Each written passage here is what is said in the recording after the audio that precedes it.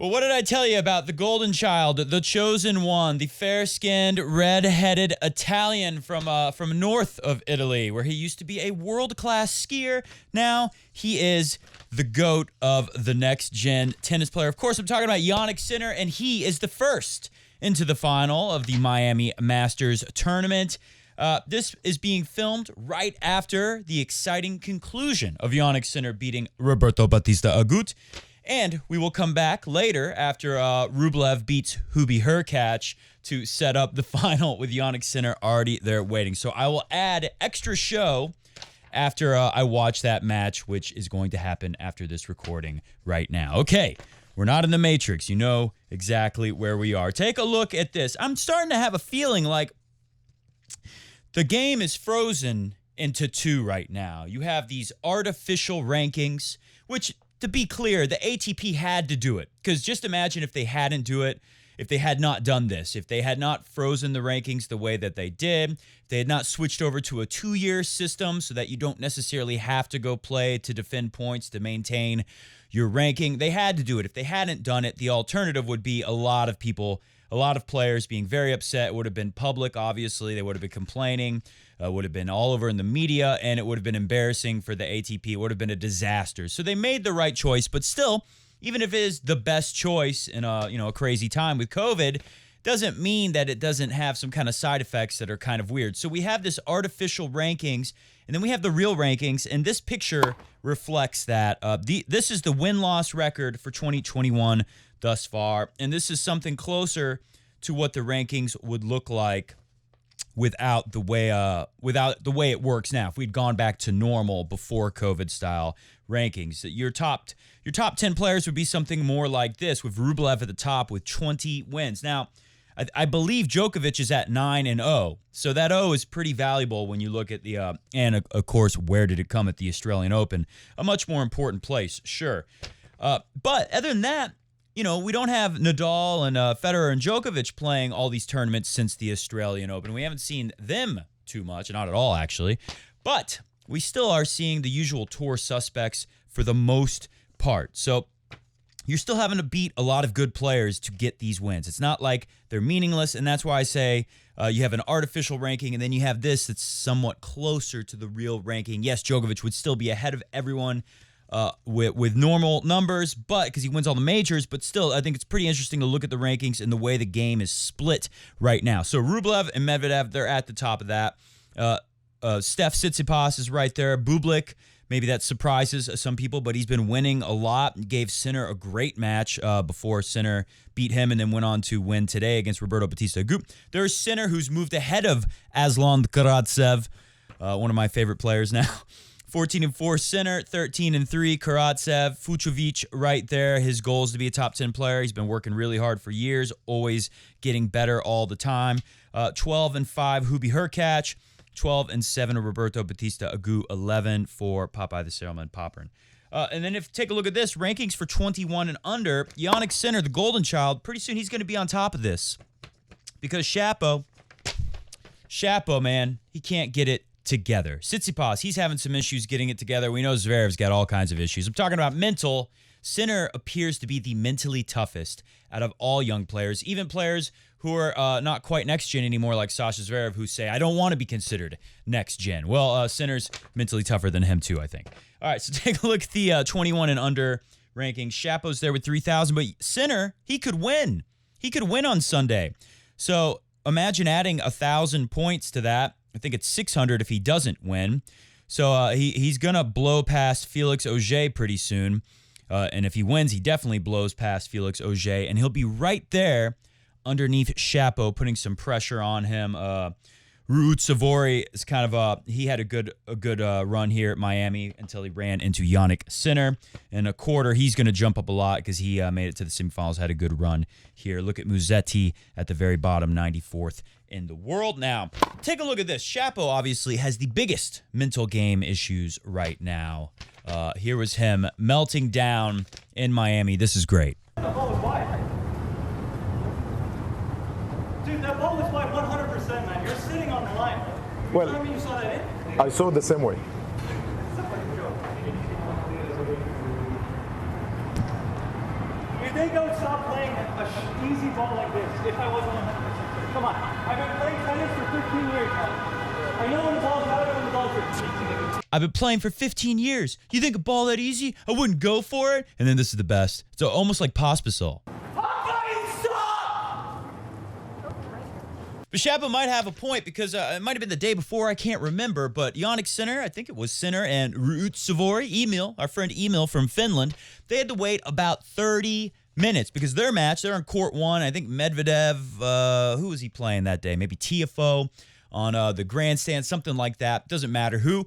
Their match gets going, starts about the same time. They're about 30 minutes into their match before Sinner and Ruutsuvori, I think it was, before they can even start the warm-up. The umpire informed them, like, we can't get Hawkeye to work, so we're just going to wait till it comes back online. And again, it took about 30 minutes till they could even start. But this takes the cake. I think Miami's kind of on a shoestring budget this year a little bit.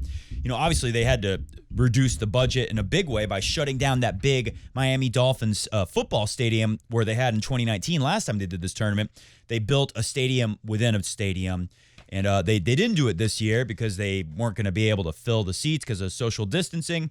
And, of course, because they know, like, they had to have known they weren't going to get Djokovic. They definitely knew they weren't going to get Federer and Nadal. So knew there would be less money coming into the tournament this year. And that's why I think we've seen some malfunctions going around. They had to have cut something in the budget here. Take a look. This is the best. They lost the camera. Stop.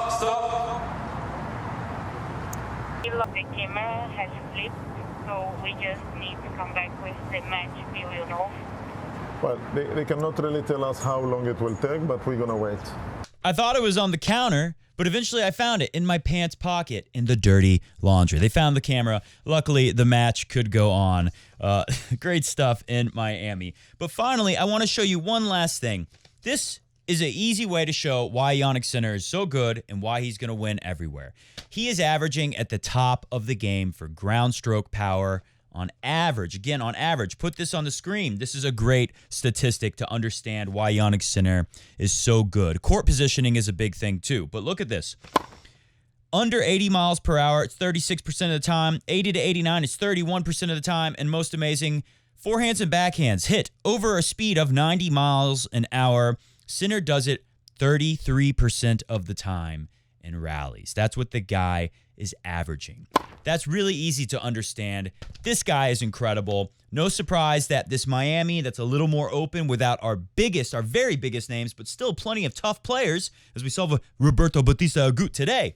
And Sinner able to come out on top. Well, he's got to win one more. I'm happy to see that my guy, Jannik Sinner, is doing so well, and I hope you believe me now and watch closely on the final on Sunday. So I show you that power quotient statistic because, to me, that's an easy way to see what Jannik Sinner is doing so well. And court positioning is a big thing, too, and we'll talk about that later in the show as well because I actually forgot to get to it. In the last show, I had some interesting pictures for you to look at showing Sasha Zverev compared to some other players. Well, Jannik Sinner does it better than anyone. But, hey, if you don't believe me, take Bublik's word for it. He just lost to the guy in the quarterfinals. What does he think of Jannik Sinner?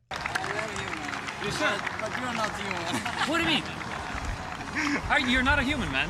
You're 15 years old and you play like this. Good job. Thank you. Good luck. That 15-year-old freak, he just might be the next GOAT.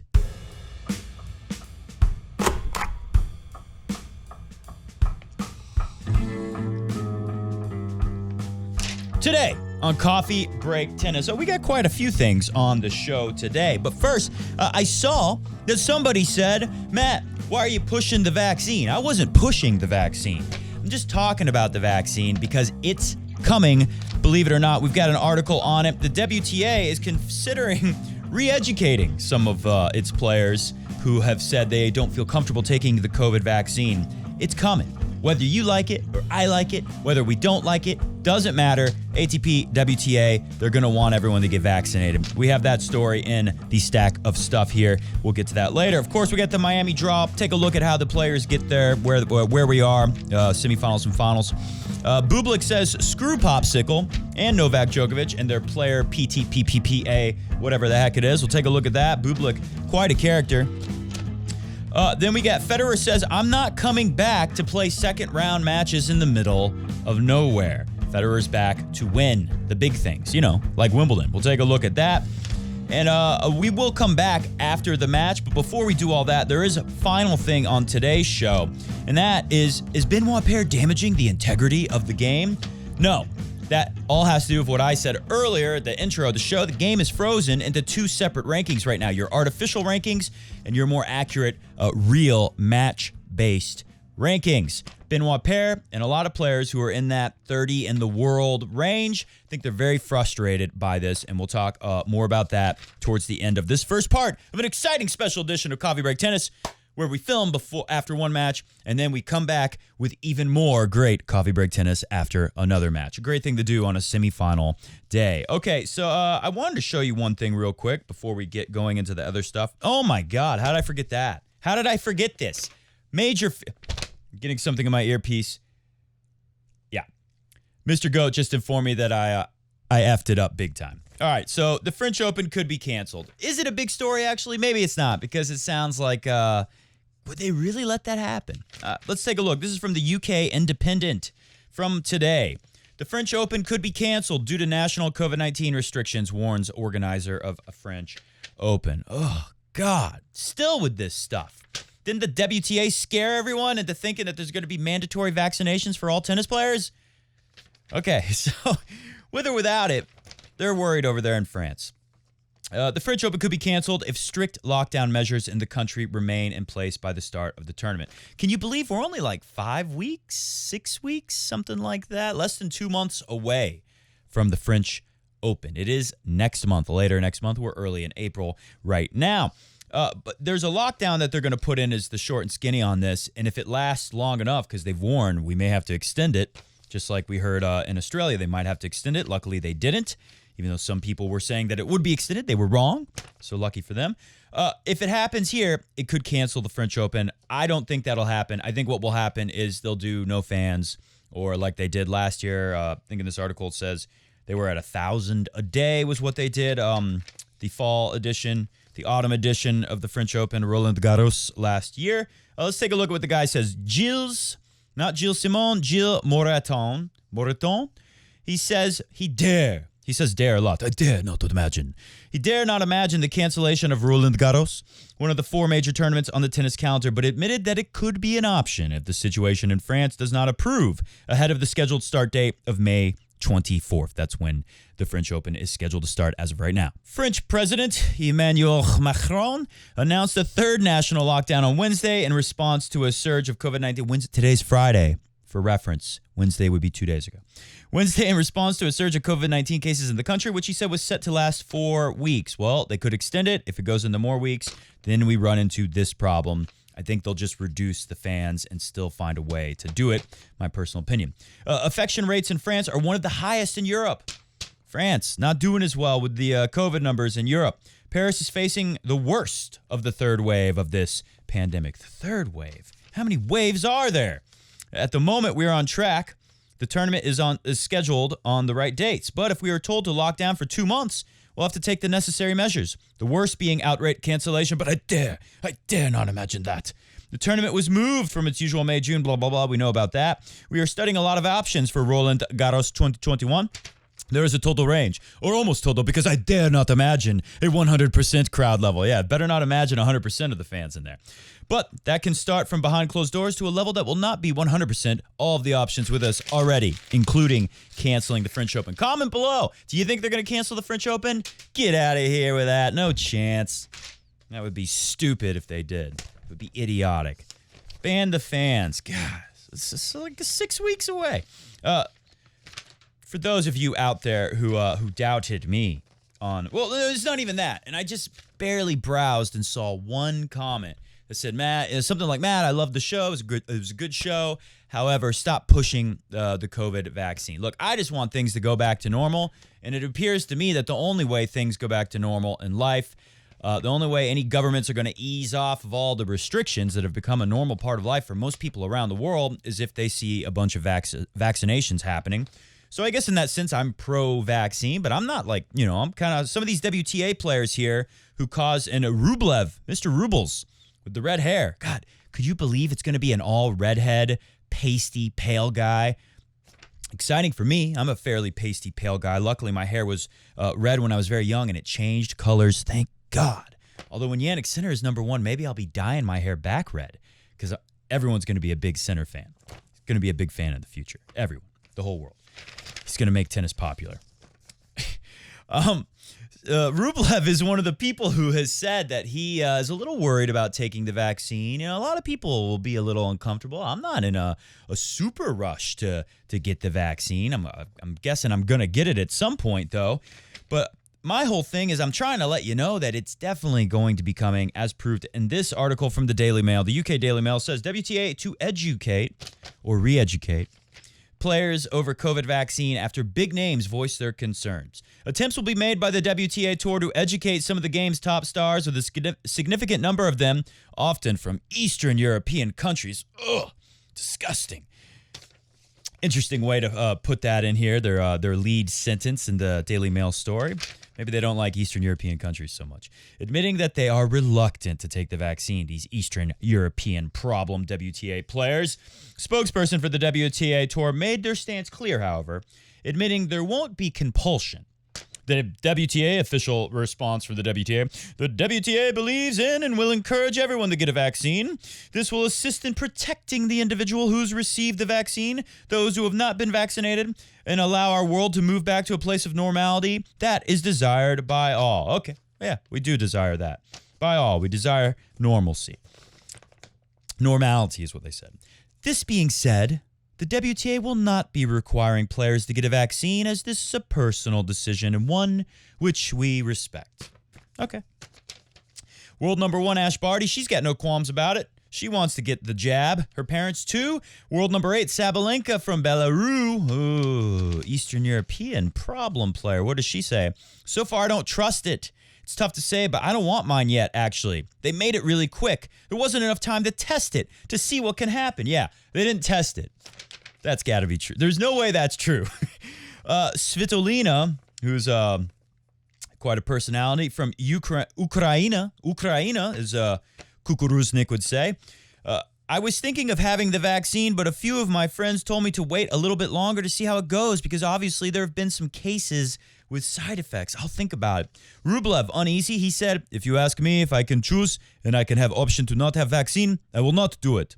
Naomi Osaka loves it. She's all about it. She wants to get a vaccine. She wants to give you a vaccine. She wants to spread vaccines all around. Simona Halep, she said, you know what? You would think, Simona Halep said she didn't want to get it. She's from Romania. They had to say that here after throwing all the Eastern Europeans under the bus.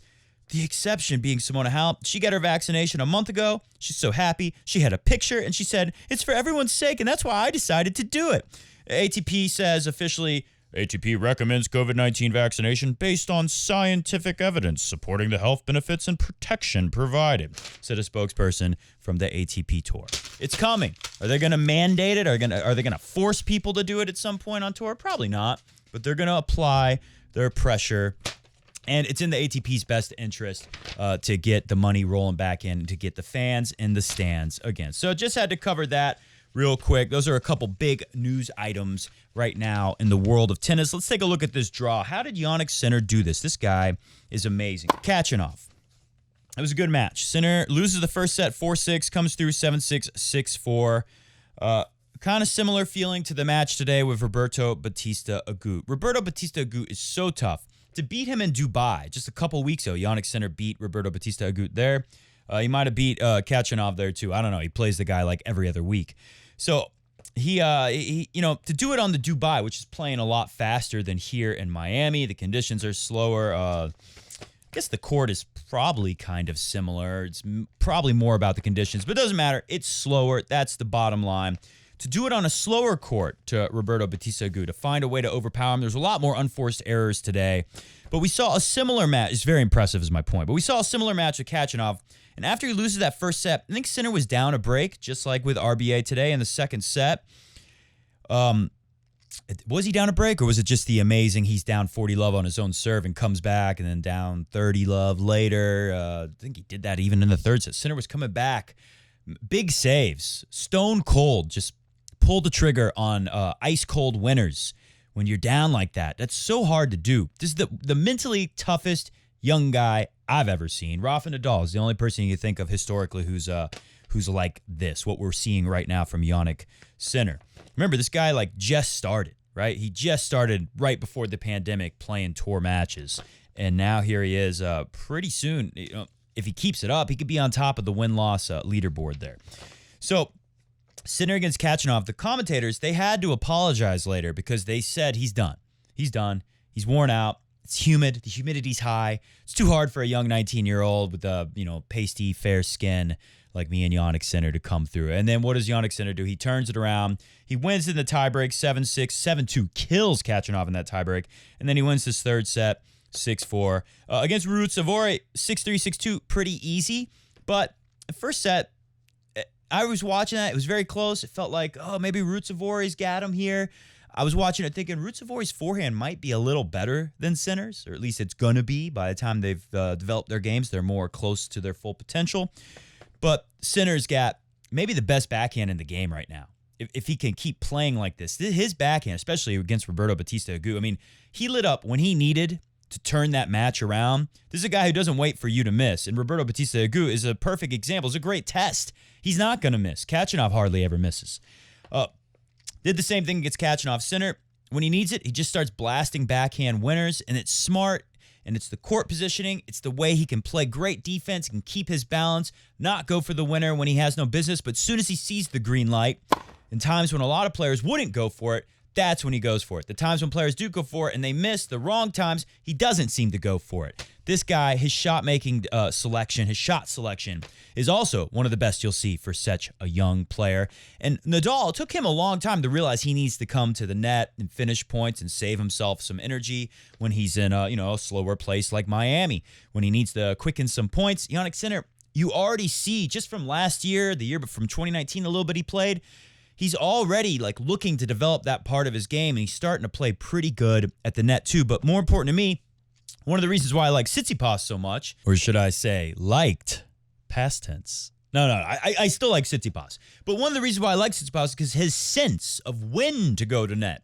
When is the right ball? When you've hit the shot and you know, I got to go. The opportunity's there. If you hesitate for half a second, it's over. You get into the net too late, and you'll probably miss the volley. You get a tougher volley when you hesitate. Love that about Tsitsipas, the young Tsitsipas, thinking back to like 2019. Sinner doing the same thing, already seeing the value in that and working on it and using it to good effect in Roberto Bautista Agut match today. So extremely impressive the way he came through. And the best was when he was down like 40-love on his own serve and is able to turn that second set around. And I can't even remember now. It was a roller coaster. Just watched this match. Was he also down a break in the third set and came back again? I mean, he doesn't wait for it. He takes it, and he's been doing it the whole time, and he's getting better. Every week, this guy is more dangerous to the more established players. Looking at the rest of the draw, Medvedev, disappointing for him, but these conditions, it's a little tougher for him. It's a very low bounce, so that's good for Medvedev in Miami. But the humidity, we know how Medvedev, you don't want to work him too hard. I was thinking he would toughen up by now, but that's one problem with Medvedev. He seems to, you saw great for him that he won that match where he was cramping up against Paire. If you didn't see that, check it out. The end of the match against Paire. Medvedev can barely walk. It's pretty amazing that he was able to win that.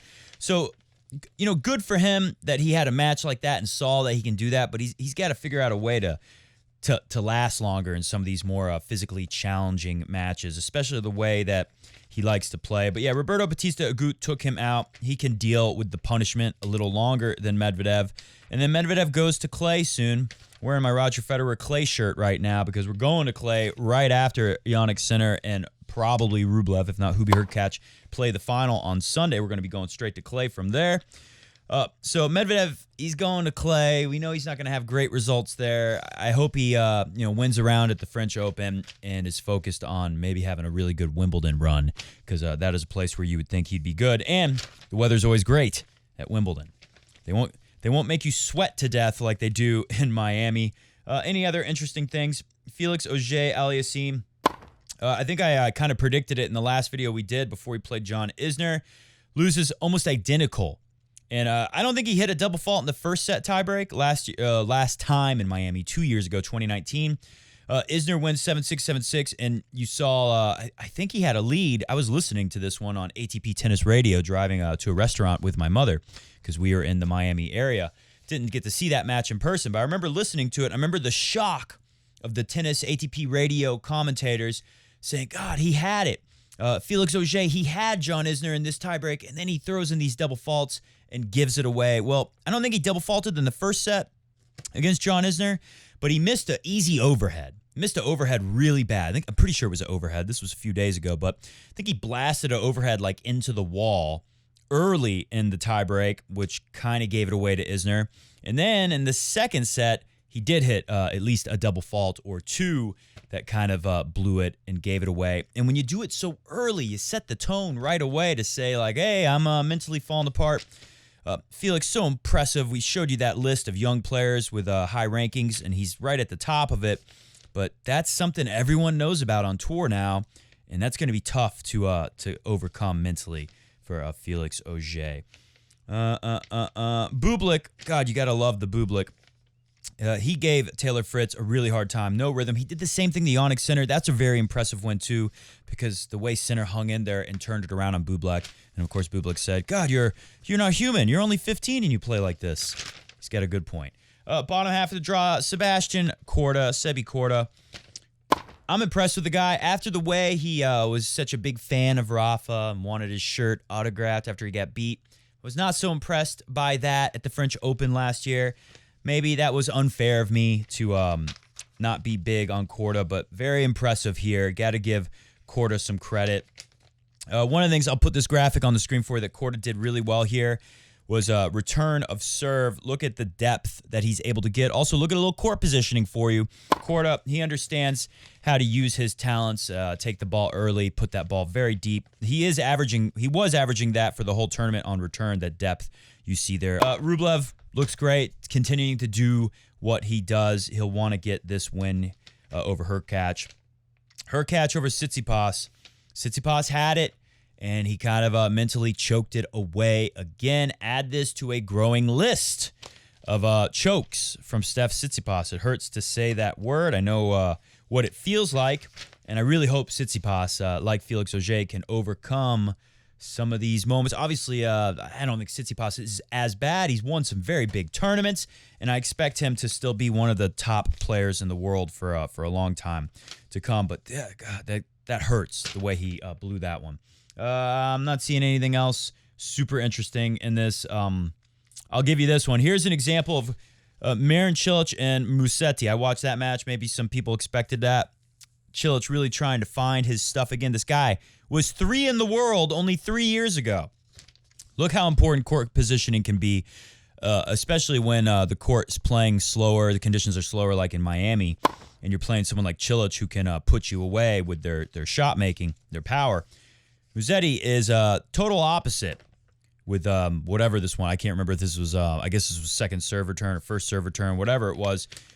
Cilic doing a way better job with the court positioning. Hopefully Musetti coach told him about that, showed him that graphic and said, don't do that again. All right, let's move on. Going to Bublik. Bublik, this is great. He said he saw Popsicle, and he said, I don't get why they're suing him, basically. Kind of same thing I was saying in the last show. Headline from the Tennis Head. I'll say thank you, but I won't fight for it. ATP star Bublik's, he's against Novak Djokovic in the PTPA. That's the Parent Teacher Player Association. That's where players and parents, like Shapovalov, who loves his parents, loves to yell at them in the box. That's where they get together and try to make a union. It's not happening. We have some stuff. I think we'll talk about it next week after the tournament's over and we wrap it all up. We'll be back next week to talk about Jannik Sinner's incredible win over fellow redhead pasty Rublev, or whoever it is who wins. We'll come back to talk about all that, and maybe we'll look. John Wertheim wrote a big piece talking about unions in tennis. I know people are interested in that. Some people are not interested in that side of tennis, but we'll talk about it next time. This is what Bublik had to say. I think this is how a lot of players feel, and the short and skinny. Did I say that earlier today? Never say that twice. That's a bad broadcast habit of mine to say something twice. But to give you the rundown, the down and dirty, that's another way to say it, on what Bublik said. I think this is how a lot of players feel, and that's why it's not going to happen with the union stuff. Here's what he said. Tennis is politically divided right now. This is not what he said. This is what the article says. Vacek, the popsicle, is revealing ATP chairman Andrea Gaudenzi screamed at him in a meeting. Remember that. If you didn't see last show, go watch it because we talk a lot about it. Pospisil being a big baby. Bublik, though, says he's not going to go against the ATP. He won't complain either if the PTPA help him earn more money from the game. I like the approach. I saw the video where Vacek tried to sue the ATP or whatever. I'm not with the PTPA. I enjoy what I make. Of course, if Novak makes me earn more, I'll say thank you, but I'm not going to fight for it. At the end of the day, the ATP feeds us, and I don't want to go against it because I don't see anything that Novak or Vacek can sue them for. Yeah. Nailed it, Bublik, Sasha Bublik. Good job on that one. That, to me, sums it all up with this union business. I've read, I think it was in the John Wertheim piece, and he was talking a lot about a piece from like Forbes or something like that, Business Insight. I don't know. I don't remember what it was. We'll get into it next week for sure, I promise. It's brutal. It's not fun to read. It's long articles, real boring, so I'll do you a big favor and I'll go through it after I get the joy of seeing Jannik Sinner playing his first Masters 1000 final, which, by the way, I should mention, since I was there, the last time a teenager made it to the final in Miami, 2007, Novak Djokovic. I was a 20-year-old, got to see it myself. Not quite a teenager. I was like Bublik, a little older than a teenager. Anyways, I thought I had Bublik's article there still. So Bublik says, like, hey, if they do manage to do something, great, but I'm not going to help them. ATP's taking pretty good care of me, and when Pospisil is your spokesperson, and he's going out there doing that, as John Wertheim put in his recent Sports Illustrated column, whatever you call it, he said, like, that's a really bad look for your movement. He loves the union idea. He wants it big time, Wertheim. He's begging for the union. And even he had to say, get rid of Popsicle, because that just killed your argument, basically. Let's move on to Roger Federer. I'm not coming back to play second rounds in the middle of nowhere. No offense to Doha. Is this a translation? Is this from the Swiss press? It has to be. I can't imagine. Can you imagine Federer saying that? Doha, they've got to be really upset. Anyways, Federer said, I want to win big tournaments. I want to beat the best players in the world. He said this to Numero magazine. I don't think it's a translation. Was he in Spanish? What? Numero uno in Federer's case. I'm not coming back to play second rounds in the middle of nowhere. I feel like I know what I have to do to get there. It's part dream and part logic. It's a logical dream, says Roger. I'm working very hard even though I don't talk about it much. Hope people understand how hard I work. Otherwise, I wouldn't have made it this far. Never stopped playing for as long as I did after the double knee operation in 2020. Inactivity is difficult. Yeah. When I had the COVID and I didn't get to play tennis for like a little over 2 weeks, it took me a little while to get the feeling, I was already feeling like more out of breath. I originally thought, like, did the COVID get me? Am I going to be one of those people who doesn't recover full lung function? No, that wasn't it. You get out of shape fast. Because when you have total inactivity, which I got to do a little bit of from the COVID, it wipes you out.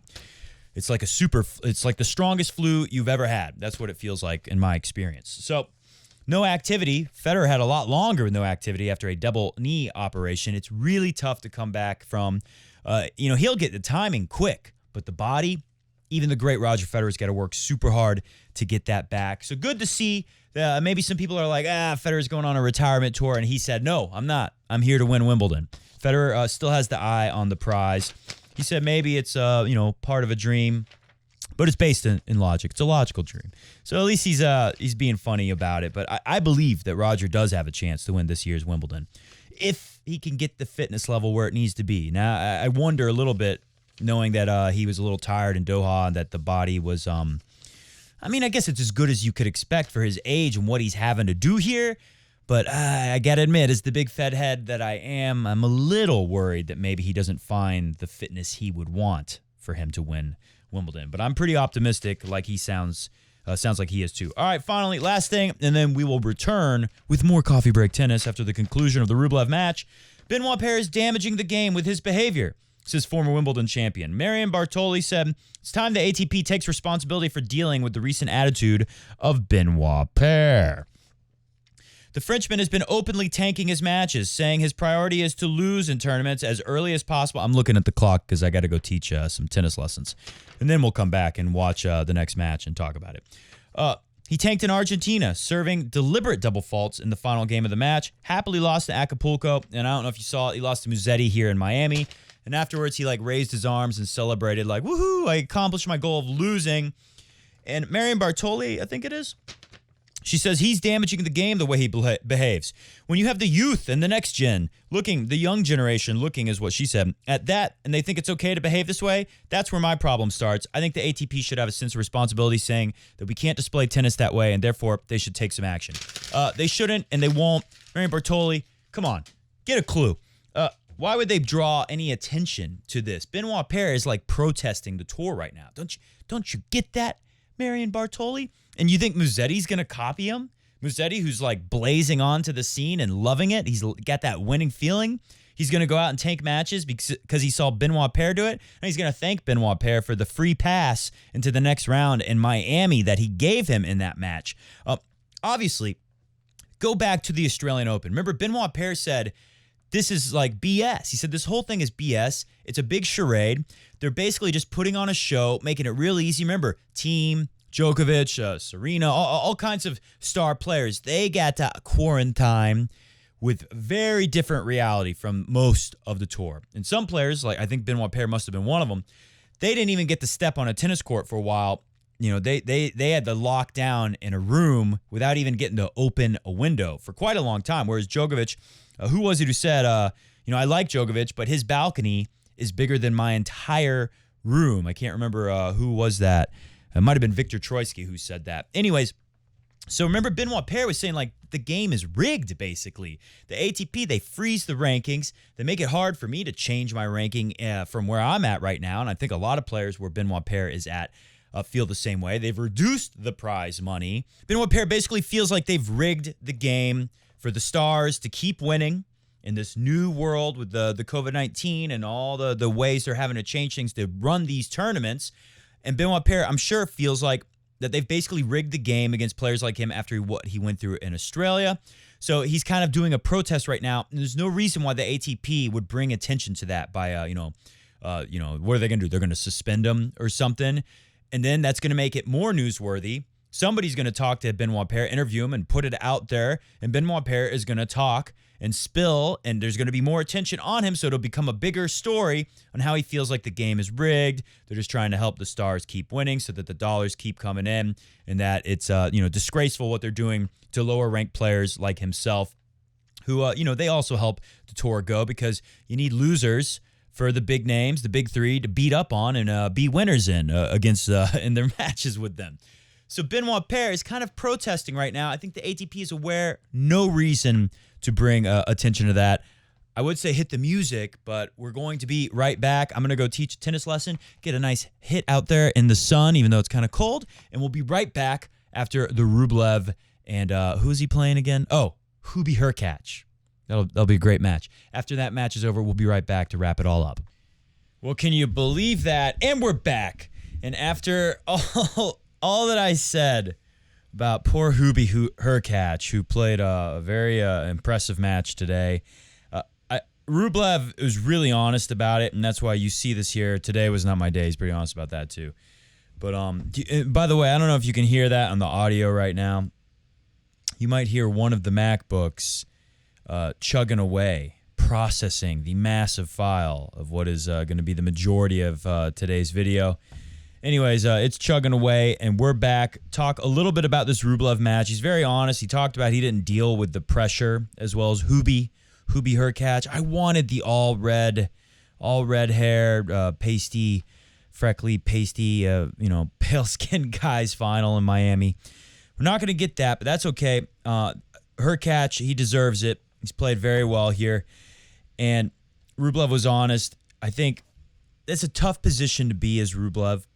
It's going to be more pressure on center. It's going to be a lot, Maybe me and people who watch Coffee Break Tennis have been pretty aware of Jannik Sinner for a little while, but I think your average tennis fan might not even know who he is yet. I'd say a lot of people who, are more casual tennis fans don't know about him yet or know very, very little. If he wins, especially on Sunday, if he beats Hubie Hurkacz, and I'm sure there's less people watching Miami than usual, but still, it's going to raise his profile quite a bit. And there's going to be more expectations, and there's going to be more pressure. There's going to be more pressure on him than Hurkacz, I think, in the final here in Miami. But Rublev, way more pressure to get to the final. Pressure to get to the final and win it when he's the only guy around who anyone's heard of in the draw at this point in the semifinals. He's the only top 10 player. Anyways, I guess Roberto Bautista Agut, he's not top 10 now, but he's close. He should have felt like he had a real chance too, the way the draw was shaking out. But Rublev definitely number one favorite at this stage when he goes into this match with Hubie Hurkacz, and he was pretty honest. So let's take a look at what he had to say. He said the article starts off saying, Andrei Rublev suffered a tough loss on Friday against Hurkacz in the semifinals of the Miami Open, blah, blah, blah. The Russian star looked at the positives of his run rather than dwelling on his defeat, however. And Rublev says, it's been a great week for me. I did my first semifinals at a Masters 1000. I'm playing consistent every week. I go deep in every tournament. If I can find it, I'll put it on the screen for you and show you the results at tournaments recently in the last year or so. For Rublev, a little less than a year. Going back to Hamburg, remember that? Another incident with Steph Tsitsipas where he got a little choky. Today was not my day, continues Rublev. Hurkacz, rhymes with latch, played really well and he deserved the win. That's it, not much more to say. Now it's time to go back, work hard to be ready for the clay season. World number 8 has been one of the hottest players on the tour. He leads all players with 20 tour level victories, but entering the week, he only had one ATP Masters 1000 quarterfinal. So it's still a good little run for, it's better. It's progress. It's not as much progress as he thought he had here, but it's not the end of the world. And this is where he starts making excuses. Maybe some would say that. I don't think so. I think he's just being honest, and I appreciate Rublev for that. He says, it's just maybe. I couldn't handle a bit of the pressure that well, and he was playing quite well. That's it, says Andrei Rublev. The fourth seed battled hard until the end. Yeah, I thought he was going to turn it around at the very end. Looked like he was going to break back. I think he had at least 3 chances to break back. And Hurkacz came up with some very good backhands down the line, some very clutch backhand down the line. And I was watching this thinking like, man, I'm amazed that Rublev is like kind of, I didn't necessarily think scared, but I could tell he was a little nervy because you're surprised he's not trying to find that big forehand and finish. Typically he would, and this is what he said. I was close. I almost came back. It was not enough. I was not playing. Here's the key. I was not playing that aggressive like I'm normally playing. I was a bit more defensive. I didn't probably handle pressure and emotions well, and that was the key. He was better today. That's why he deserved to win. It's simple, says Andrei Rublev. I was not playing that aggressive like normal. That's exactly what I was thinking, especially at the end when he had his chances. I will say this, Rublev, the second serve has been getting better, right? If you think years back, people were talking about Rublev and all of his talent, but the second serve was a big problem. It was something you could exploit. It was a weakness. Well, it was that was a factor in this match as well, I would have to say. But progress is progress. Rublev keeps going, but it's Jannik center. Hit the music. We'll get out of here. Sorry, I thought we would do more on the second segment, but it's already a pretty long show, and I'm tired after running around on the tennis court. I taught 2 different times of the day. I did some teaching in the morning and some teaching into the tonight. Lots of watching tennis. It's been a great day here at Coffee Break Tennis. I've had to admit, maybe you wouldn't agree with me. Maybe some more casual fans definitely wouldn't agree with me, but I don't know. Comment below. I'm very curious. I thought this tournament was pretty good. I kind of enjoyed seeing this preview of the future of tennis tournament. It was exciting. Maybe it's just because of the mystery. If all these guys are who you get to see all the time forever, maybe that kind of suck. Maybe it'll start to suck. But especially when the big 3 are gone. But I thought it was pretty good. Having someone like Jannik Sinner around, that sure helps, and a lot of the other players who had good runs here.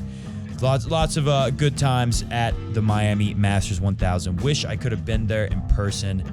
Planning on being there next year. Early next week, we'll wrap it all up. Probably, I'm thinking Tuesday, but we'll see how things shake out for me. with my schedule for next week. Have a great Easter on Sunday if you're in the U.S. celebrating the Easter. And like I said, we'll be back next week to wrap everything up. Hopefully, since I'm a big Sinner fan, like the rest of the world's going to be when they join me, hopefully our boy Jannik Sinner wins. But we'll be happy for Hurkacz if he finds a way to do it as well. See ya!